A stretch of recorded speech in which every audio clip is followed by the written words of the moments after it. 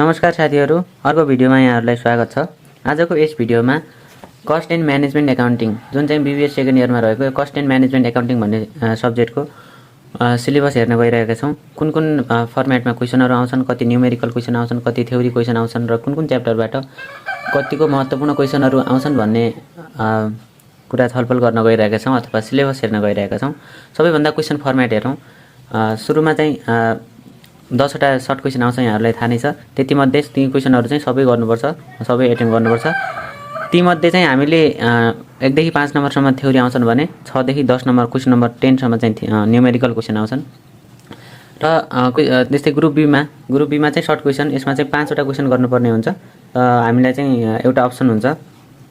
र 11 नम्बर क्वेशनमा चाहिँ 11 को ए मा सेग्रिगेसन गरेको हुन्छ, ए मा थ्योरी र बी मा न्यूमेरिकल गरेर। 12 मा पनि त्यस्तै हुन्छ, थ्योरी र न्यूमेरिकल गरेर त्यसरी क्वेशन आउँछ। र 13, 14 मा चाहिँ न्यूमेरिकल मात्रै आउँछ र 15 र 16 मा चाहिँ थ्योरी क्वेशन सोधेको छ है।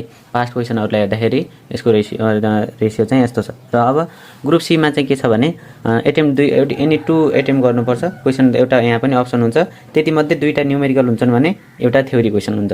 र अब चाहिँ हेरौं कुन च्याप्टरबाट कति मार्क्सको क्वेशन आउँछ भन्ने कुरा हेरौं है।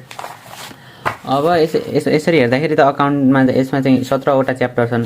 अब 17 वटा च्याप्टर मध्ये यी त धेरै छन् नि त। अब सबै पढेको त राम्रो भइहाल्यो। त्यही पनि अब कुन इम्पोर्टेन्ट छन् एक्जामको पोइन्ट अफ भ्यूले कुन हेर्दाखेरि राम्रो हुन्छ भनेर पनि हामीले यसरी हेर्यौं भने हामीलाई अलि फाइदा हुन्छ। र च्याप्टर 1 मा रहेको छ कन्सेप्चुअल फाउन्डेसन भन्ने छ। यसबाट चाहिँ थ्योरी क्वेशन आउँछ। 2 मार्क्समा पनि फेरि सर्टमा पनि सोधेको हुन्छ यहाँबाट। र चाहिँ कहिलेकाहीँ 5 मार्क्समा पनि सोध्छ, कहिलेकाहीँ 15 मार्क्समा मिसिएर पनि सोधे हुन्छ है। क्वेशन यस्तो छ यो। अनि कस्ट कन्सेप्ट एन्ड क्लासिफिकेसन भन्ने छ। यसबाट न्यूमेरिकल आउँछ, 2 वा 5 नम्बरको न्यूमेरिकल आउँछ यो यहाँबाट। अनि अकाउन्टिङ फर मेटेरियलबाट यहाँबाट पनि 2 नम्बरको न्यूमेरिकल क्वेशन आउँछ। यदि तपाईले चाहिँ तयारी गर्न भ्याउनुहुन्न हैन, इम्पोर्टेन्ट मात्रै पढ्ने हो भने खासै तीन च्याप्टरले त्यति महत्त्वपूर्ण नदिए पनि हुन्छ। तर थ्योरी पढ्नुहुन्छ भने चाहिँ महत्त्वपूर्ण हो है यो अब च्याप्टर 1। र त्यसैगरी च्याप्टर 4 मा छ अकाउन्टिङ फर लेबर कस्ट छ। यसमा चाहिँ विभिन्न मेथडबाट हामीले लेबर कस्ट क्याल्कुलेसन गर्नुपर्ने हुन्छ। यसबाट पनि न्यूमेरिकल क्वेशन आउँछ। 2 और 5 मार्क्समा न्यूमेरिकल क्वेशन आउँछ है। अनि त्यसपछि अकाउन्टिङ फर ओभरहेड कस्ट छ। यसबाट पनि न्यूमेरिकल आउँछ र चाहिँ यसबाट 10 नम्बरको क्वेशन सोध्ने सम्भावना हुन्छ। र चाहिँ volume and cost activity based costing volume and activity based costing छ। यहाँ र यो 2टा च्याप्टरबाट के हुन्छ भने एउटा न्यूमेरिकल दिन्छ कि 2टा च्याप्टर मध्ये एउटाबाट एउटा न्यूमेरिकल दिएको हुन्छ। कि यहाँबाट पनि दिन सक्छ, यहाँबाट पनि दिन सक्छ। पास्ट क्वेशनलाई हेर्दाखेरि अब कहिलेकाहीँ त 2टै पनि दिन सक्छ। अब टियुको सिलेबस त फिक्स त छैन नि त हैन साथीहरु। अब त्यही भएर चाहिँ यी 2टा मध्ये एउटाबाट न्यूमेरिकल दिएको हुन्छ है। यहाँबाट पनि कहिलेकाहीँ 10 नम्बरको सोध्न सक्छ, न्यूमेरिकलै हुन्छ। यहाँबाट पनि activity volume and activity based costing हैन। अनि त्यसपछि सर्भिस कस्टिङ। अब सर्भिस कस्टिङबाट पनि 5 और 10 मार्क्समा न्यूमेरिकल क्वेशन आएको हुन्छ। अब जब अर्डर एन्ड ब्याच कस्टिङ भन्ने यहाँबाट थ्योरी आउँछ है। प्राय यहाँबाट थ्योरी आइरहेको हुन्छ। 5 नम्बरमा मिसिएर पनि आउन सक्छ, 2 नम्बरमा पनि सोध्न सक्छ हैन। अनि यहाँबाट पनि थ्योरी आउँछ। थ्योरी पढ्ने साथीहरुको लागि एउटा अर्को महत्त्वपूर्ण च्याप्टर हो यो। र चाहिँ अनि अर्को यो हेर्नु, अब यो चाहिँ अलि महत्त्वपूर्ण है। महत्त्वपूर्ण हेरिराख्नु होला। मैले यहाँ अगाडि गोलो घेरालाई कन्ट्र्याक्ट कस्टिङ, यो चाहिँ 15 मार्क्समा क्वेशन आउन सक्छ भन्दा पनि प्राय आइरहेको हुन्छ है कन्ट्र्याक्ट कस्टिङबाट। अनि त्यसपछि प्रोसेस कस्टिङबाट न्यूमेरिकल यहाँबाट पनि 15। यहाँबाट प्रोसेस कस्टिङबाट अहिलेसम्म क्वेशन हेर्ने भने 15 मार्क्समा आएको छ है साथीहरु। आएको छ। अनि त्यसपछि कहिलेकाहीँ कन्ट्र्याक्टबाट पनि 15 भएन भने 10 मार्क्स त आउँछ फेरि है। त्यही भएर चाहिँ हेरिराख्ने। अनि त्यसपछि अर्को 11 मा छ joint product and by product costing छ। यसबाट पनि 5 मार्क्सको सोध्न सक्छ, कहिलेकाहीँ नसोधिन पनि सक्छ है। यसबाट पनि न्यूमेरिकल 5 मार्क्सको सोध्न पनि सक्छ। र त्यसैगरी अर्को छ एब्जर्सन अन भेरिएबल कस्टिङ छ। यसबाट पनि यो पनि एउटा महत्त्वपूर्ण च्याप्टर हो। यो पनि हामीले भरपुर तयारी गर्नुपर्ने च्याप्टर हो। यसबाट पनि 15 या 10 मार्क्समा क्वेशन आउँछ। त्यही भएर 15 मा आउँछ, आएन भने 10 मा चाहिँ आउँछ कि साथीहरु। यो त्यति महत्त्वपूर्ण च्याप्टर है। अनि चाहिँ कस्ट भोल्युम प्रॉफिट एनालाइसिस भनेको छ। कस्ट भोल्युम यहाँबाट पनि क्वेशन नम्बर 10 नम्बरको क्वेशन न्यूमेरिकल आउँछ।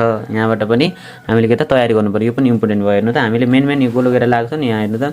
अनि 15 मार्क्समा यो गयो भने 15 यहाँबाट आयो भने, यहाँबाट 10 आयो भने 15 15 30 10 40 अनि 10 यहाँ हेर्नु त 50 भयो यार। यति हेर्नु त साथीहरु, 4 वटा च्याप्टर पढेर त 50 नम्बर आउँदो रहेछ नि त। राम्रोसँग पढ्नु पर्यो फेरि। आदि गरेर आउनु भएन हैन। ठिक छ ल। अब स्ट्यान्डर्ड कस्टिङ छ। स्ट्यान्डर्ड कस्टिङबाट पनि कहिलेकाहीँ पहिला धेरै पहिला चाहिँ अहिले कहिलेकाहीँ 15 मार्क्स सोधे हुन्छ, तर आजभोलिको ट्रेन्डमा चाहिँ यहाँबाट 15 मार्क्स खासै सोध्दैन, तर 10 और 5 मा चाहिँ यहाँबाट स्ट्यान्डर्ड कस्टिङबाट पनि सोध्न सक्छ है।